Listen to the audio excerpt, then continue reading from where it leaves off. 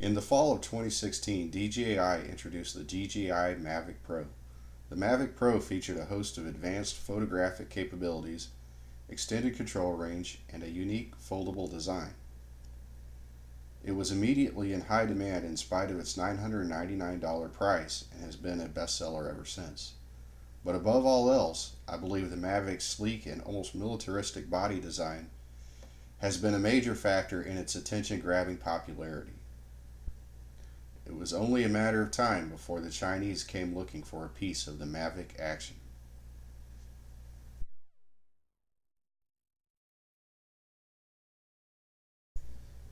In today's review, we're going to be looking at the Visuo XS809HW.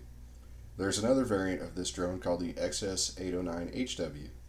The 9W I'm reviewing usually costs around $55 and only has a 0.3 megapixel onboard camera, while the HW has a 2 megapixel camera.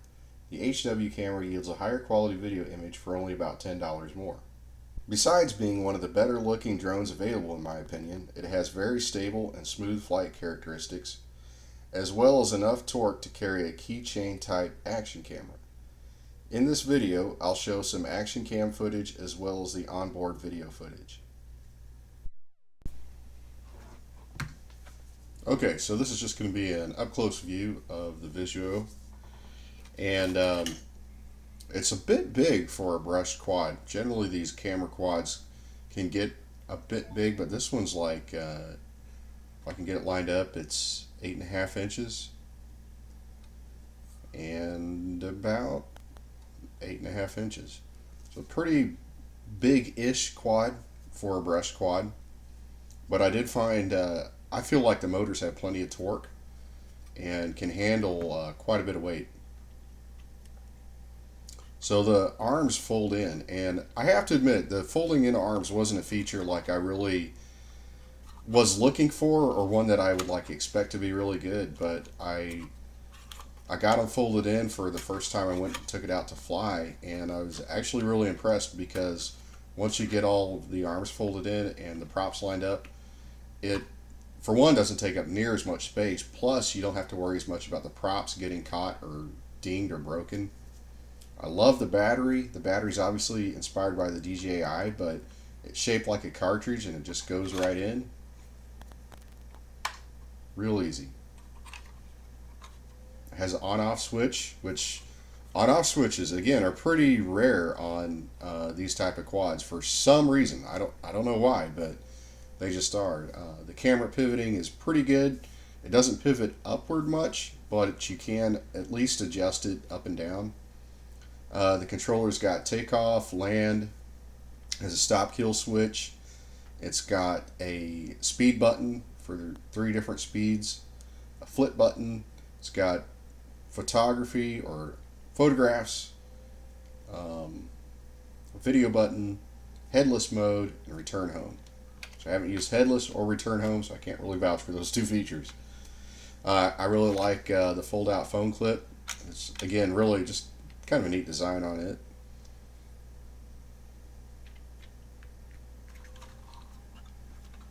And a lot of drones, well, pretty much all of them have LEDs, but a lot of times they're kind of a bit obscured and they're kind of hard to they don't really help you as much at night. But these are really just out and really bright and easy to follow. And I'll darken it up in here a little bit just to show you.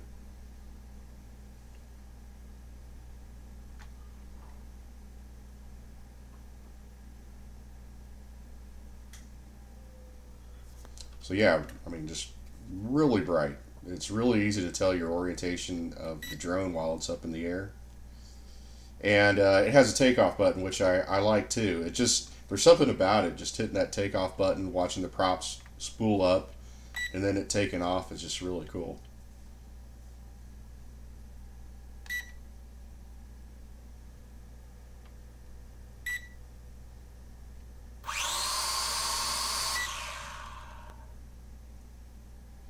But yeah, overall, I really like the body design. That's probably my favorite part of the drone, but the folding arms, the LEDs, the on-off switch, just a lot of good features on this drone.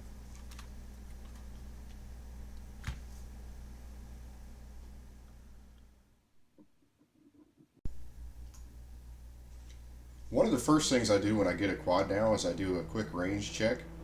And so I took it out to this ball field, and using Google Maps, I calculated I did about 250 feet. And generally my rule is if I can't tell what direction the quad's pointed in anymore, that's usually a good time to bring it back.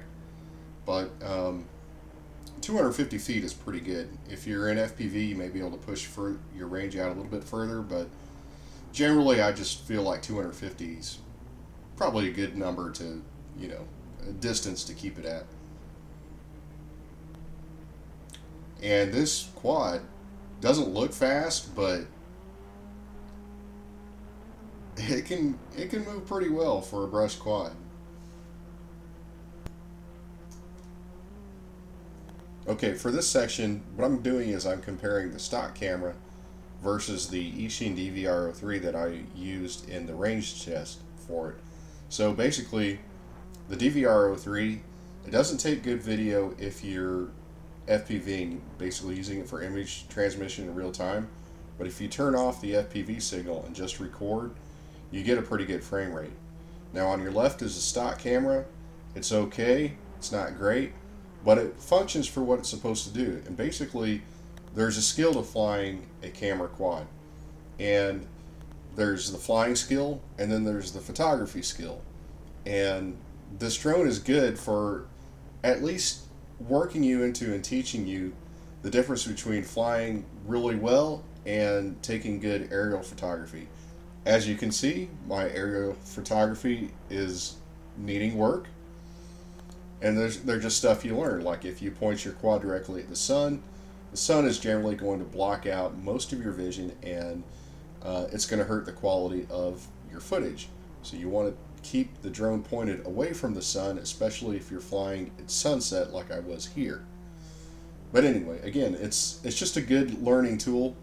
Like I said, it's not the best camera you can get, obviously, for such a cheap drone, but you do learn a little bit about aerial photography by using it. The stock camera may not have as good of a frame rate, but I do feel like it does produce a more colorful image, and at times, if the lighting's right, actually quite a bit better image. But overall, I feel like it does a good job for what it's for.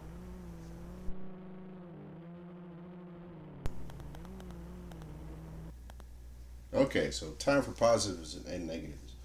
I feel like it's a good price for the value. You get a good quad for what you pay. It flies really smooth. I like how it handles. It's good for taking aerial photography. And it's just a good learning quad. And overall, it exceeded my expectations. It actually flies better than I expected it to.